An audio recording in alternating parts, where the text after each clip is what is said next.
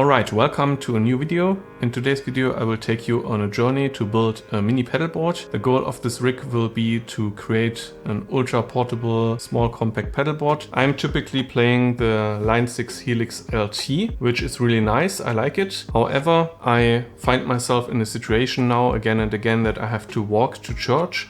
So I can't take the car, and this thing, even though it's nice, it's heavy, it's big, and it's not easy to carry around walking. So what I want to do is I want to try to create something that's smaller, more portable, but that doesn't lack features or doesn't have me compromise on sound. This mini pedalboard will be based on the HX Stomp. I've got the small version here, got this one used but in fairly good condition. This of course gives me access to the same amp models and stomp boxes like the Helix. However, it has the limitation of only one lane and only 8 slots for effect blocks. When experimenting with that kind of limitation, I found that I most of the time missed just one additional block and a little bit of processing power.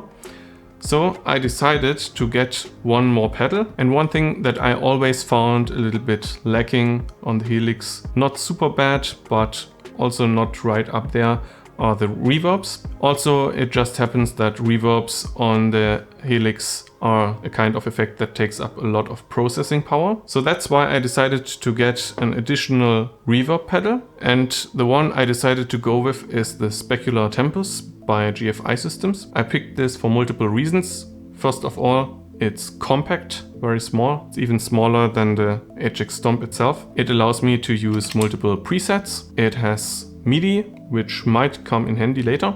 It has stereo in and outs, which is very important for me because I want to go stereo with this board. It's also pretty flexible because it not only has great sounding reverbs, but also can do delay or even combinations in some of its algorithms. And I also just like the optical design, it just looks nice. So I will put that on my board to complement the HX Stomp. Also on this board I will be using volume pedal. This is the Dunlop Volume X Mini. Not much special about it. It can be used as a volume pedal or also expression pedal. I will first of all just use it as a volume pedal at the front of the signal chain. And I also have a little dual foot switch to control the HX Stomp. The whole thing will be based upon the pedal train Metro 16, which comes in this soft case, which should be ideal for carrying that thing by foot. And the power supply I chose for this build is the Jox DC7. This is actually a bit overpowered or oversized for a board like this. There are multiple reasons why I decided to go with this one anyways. First of all, it's very slim, low profile. It fits under the pedal train perfectly. Second of all, it has enough outputs so I can also run additional pedals off of this power supply if I want to put something next to my board or audition a pedal, or if I just want to expand in the future with a bigger board. I don't need to buy a new power supply. Also, this power supply is pretty high quality. It's known for stability and noiseless operation. And last but not least, for me pretty important, is the USB port. I find myself charging USB devices constantly. My tablet, also my phone sometimes, and also the Shure wireless system. I've made a video about that will be linked up here. I'm not going to put the wireless system on this mini board, but I might use it next to it, or who knows. So that's just one more USB device I have to charge. So I will definitely get a lot of use out of this USB port. The pedal trains come with these velcro strips packaged. However, I don't really like them and I have a better solution. So instead what I will be using for this build are these 3M dual lock tapes. They stick together like this and they hold pretty strong, but can also be removed again, of course. You need only very little of this to get a secure grip. I used 3M dual lock in our in-ear rack. I did a video on that, will be linked up here. And I used these to mount a router up against the top of the rack, so it's holding against the gravity basically. It's holding up just fine. I also used dual lock to mount my Focusrite interface up on the desk right here.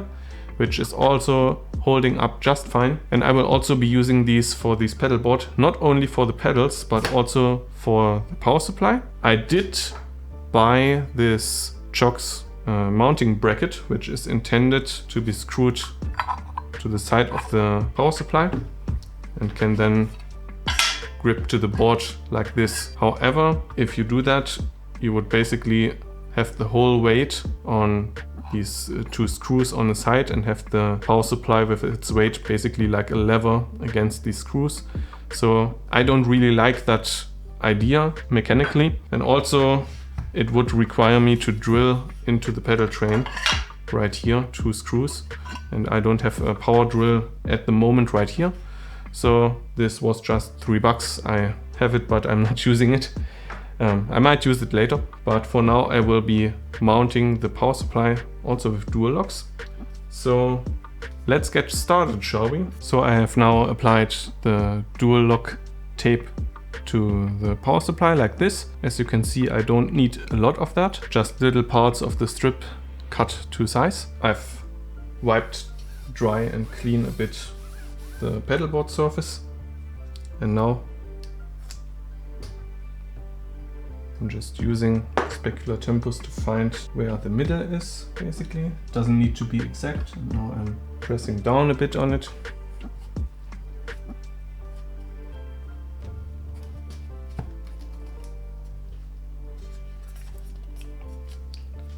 So that's the power supply. It doesn't go anywhere. Holds pretty tight.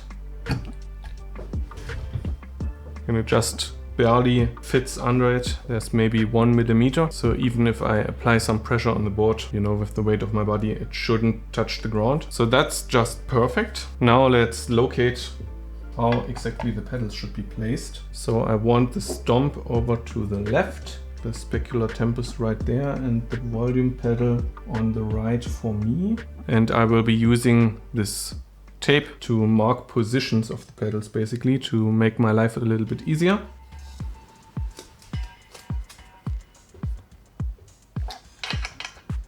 So I have now added some tape, not in every border, but it should help me to locate the pedals a bit better.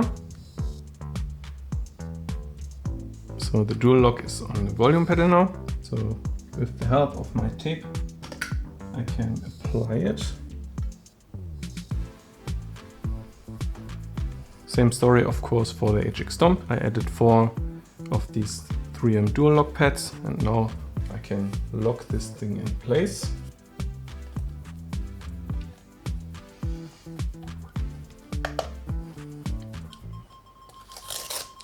So the stomp and the volume pedal is on here. I actually just noticed that I didn't buy enough dual locks for the specular tempus and also the foot switch, so I will need to order them. The specular tempus will go here and the foot switch will go in the bottom here. And now you might ask, what's with this space?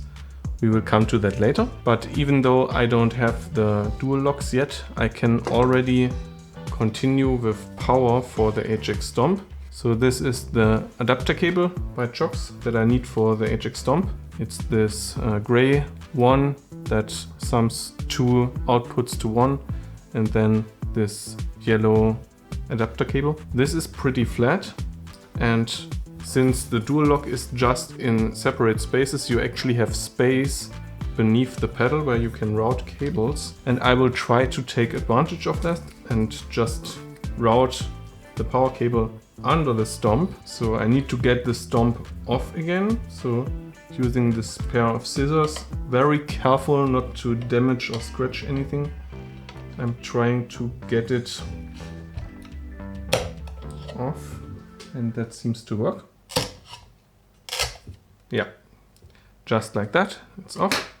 You can already see the dual lock holds quite firmly, but you can get it off without damage, which is nice. So let's just route the cable underneath like that. It's doing a sling here basically. And I'm going to put the stomp back on.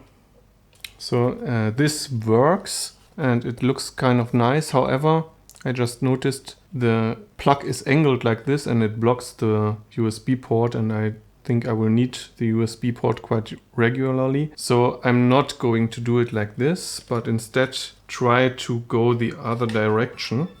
So let's take it off again.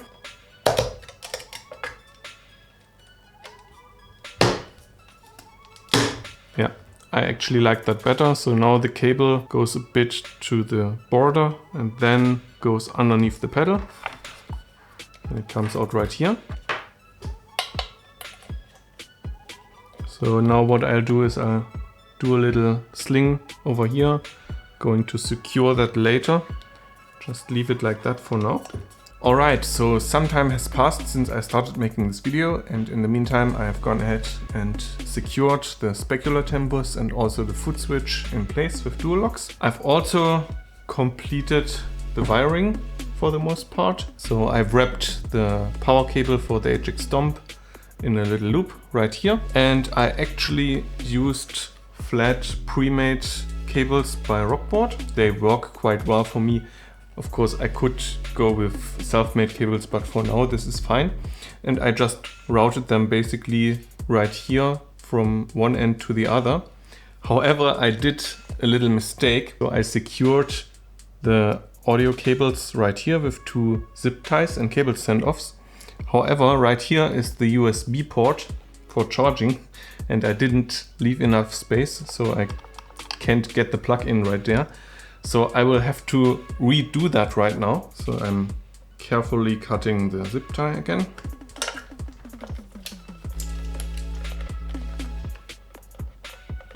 Alright, so I have rearranged things a little bit to make some space.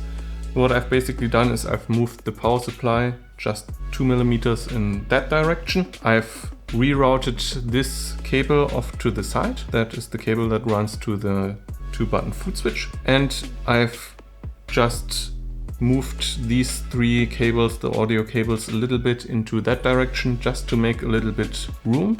And now there's not a ton of space, but I can actually plug the USB cable in and charge. Now I also wanted to show you the board powered up. So let's plug in the cable and start it up. For the specular tempus, I'm using that basically just for reverb at the moment. So I would have a default reverb and a long reverb, and I'm just switching like that between the two. And for the stomp, I'm pretty much using it mostly in the snapshot mode. That is what I have right now. So these would be 3 snapshots in 1 preset. And I have the foot switch configured in a way I use the first one, the left one, to go to the next preset. So that's useful in a live situation if you're playing through a set list. This button takes me to the next song. And in the next song I again have 3 snapshots for the sections in the song. The right foot switch I use as a mode foot switch. So this brings me to stomp box mode or to preset selection mode. So in this mode I could go back a preset. Let's say I'm still in practice and I need to go back to the previous song because we want to practice that again. I can do it like that. I also have tap tempo or tuner available like this.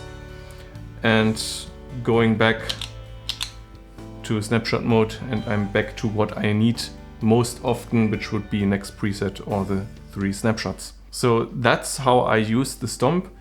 Now the question is still open, what's up with this space? So the plan was actually to get a Morningstar MC3 right here. That would have fitted just perfectly. It's exactly the same width as the specular tempus. Now the problem is I ordered a Morningstar MC3 and it's been like, I don't know, 6 weeks or something like that, and it still hasn't arrived. Nothing has changed with my order status. So I think I will reach out to Morningstar directly now. But also on their website it shows as sold out. So it seems like I can't get my hands on an MC3 right now. So maybe I will go with an MC6. That would be pretty cramped here. It should still fit, but it will probably be pretty close to that foot switch. So I'll see how I solve that. That will definitely be one of my next videos. Right now I can already use this board like it is. It looks a bit weird with this empty space, but apart from that it works fine. I've already used it in a few services and I'm pretty happy with it. So yeah, that brings me to the end of this video.